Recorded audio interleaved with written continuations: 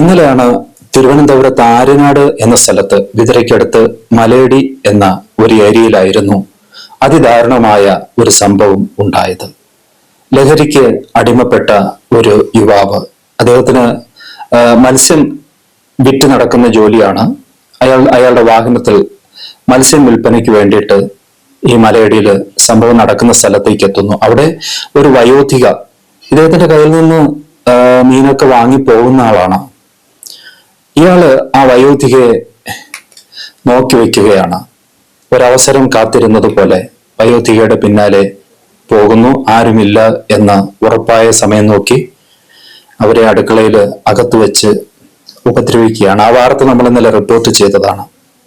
അതിന് സമാനമായ ഒരു വാർത്തയാണിന്ന് പുനലൂരിൽ നിന്ന് വരുന്നത്. ഇത് വയോധിക ആക്സിഡന്റിൽ കൈയും കാലും ഒടിഞ്ഞ് പ്ലാസ്റ്റർ ഇട്ട നിലയിൽ കട്ടിലിൽ കിടക്കുകയാണ്. ഭർത്താവ്, വൃദ്ധനായ ഒരാൾ, പാലോ മറ്റോ വാങ്ങുന്നതിന് വേണ്ടി പുറത്തേക്ക് പോയ തക്കം നോക്കിയാണ് ഒരു അജ്ഞാതൻ ഈ വീട്ടിനുള്ളിൽ പ്രവേശിക്കുന്നത്. ഒന്നുറക്കെ നിലവിളിക്കാൻ പോലും ആകുന്നതിന് മുമ്പ് മുളകുപൊടിയോ മറ്റെന്ത് വസ്തുക്കളെയൊക്കെ മുഖത്ത് തൂകിയിട്ട് ആ വയോധികയെ ആക്രമിക്കുകയാണ്. ആക്രമിക്കുക എന്ന് പറഞ്ഞാൽ മനസ്സിലാക്കാമല്ലോ അല്ലെ? ഈ വൃദ്ധൻ തിരിച്ചു വരുമ്പോ അകത്തു നിന്ന് അമർച്ചയുടെയും മറ്റും ഒരു ശബ്ദം കേൾക്കുന്നു. അദ്ദേഹം നോക്കുമ്പോൾ കട്ടിലിൽ അജ്ഞാതനായ ഒരാൾ.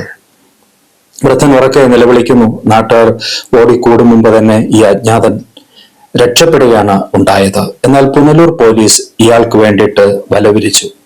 24 മണിക്കൂറിനകത്ത് തന്നെ ഈ കുറ്റവാളിയെ പോലീസ് പിടിക്കുകയും ചെയ്തു. ഇവിടെ നാം സംസാരിക്കാൻ ആഗ്രഹിക്കുന്ന ഒരു കാര്യം, പല അജ്ഞാതന്മാർ, പല സ്ഥലങ്ങൾ, വൃദ്ധകൾ, വയോധികമാർ, മധ്യവയസ്കർ, അങ്ങനെ കുറ്റകൃത്യങ്ങൾ എമ്പാടും നടക്കുന്നു. നമുക്കൊക്കെ വീട്ടിൽ ഒറ്റയ്ക്കാവുമ്പോഴും നമ്മൾ പറയാറുള്ളത്, എന്തു പേടിക്കാൻ, എനിക്ക് കൂടെ ഉണ്ടല്ലോ എന്ന് പറഞ്ഞിങ്ങനെ മേലോട്ടൊക്കെ നോക്കും. ചുവരിൽ വിശ്വാസ പ്രമാണത്തിൻ്റെതായിട്ടുള്ള ചിത്രങ്ങളും ഉണ്ടാകും. കത്തിച്ചു വെച്ച മെഴുകുതിരിയോ സാമ്പ്രാണിത്തിരിയോ നിലവിളക്കോ ഒക്കെ ഉണ്ടാകും. പക്ഷേ ഇതുപോലെ അബലകളാകുന്നവരെ, ദൗർബല്യത്തിലുള്ളവരെ, ഉന്നം വെച്ച് നടക്കുന്ന ക്രിമിനലുകൾ ചുറ്റുമുള്ളപ്പോൾ, ഏതെങ്കിലും ഒരു കൂട്ട്, ആരെങ്കിലും ഒപ്പമുള്ളപ്പോൾ മാത്രം നമുക്ക് ഈ ലോകത്ത് ജീവിക്കാൻ കഴിയുള്ളൂ എന്ന ഒരു വിഷമകരമായ സംഗതി ഉണ്ട് എന്ന് എല്ലാവരും മനസ്സിലാക്കണം. ഇന്നലെ തന്നെ വന്ന ഒരു വാർത്ത, പുനലൂര്, കൊല്ലം ഭാഗത്തു നിന്ന് തന്നെ റിപ്പോർട്ട് ചെയ്തത് എല്ലാം മനസ്സിനെ ഞെട്ടിപ്പിക്കുന്നവയാണ്.